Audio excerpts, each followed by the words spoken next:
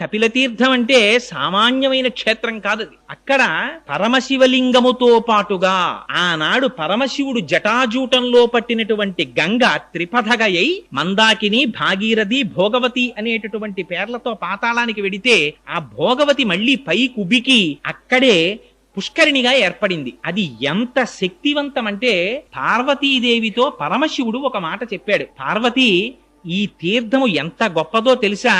ఇది సాక్షాత్తుగా కార్తీక మాసంలో ఏ ఏ రోజులు పరమ పవిత్రమైనటువంటి మనం భావిస్తామో శనివారాలు, సోమవారాలు, నాగుల చవితి, పౌర్ణిమ, ఏకాదశి, ద్వాదశి మొదలైనటువంటి తిథులలో మధ్యాహ్నం 12 గంటల నుంచి 12 గంటల 10 నిమిషాల వరకు ప్రతి రోజు కూడా 3 లోకములలో ఉండేటటువంటి సమస్త పరమ పావనమైనటువంటి తీర్థములన్నీ వచ్చి అక్కడ చేరుతాయిట ఆ పుష్కరిణిలోకి. ఆ తీర్థములో స్నానం చేస్తే ఎంతటి వారికి కూడా శరీరమునకు పట్టినటువంటి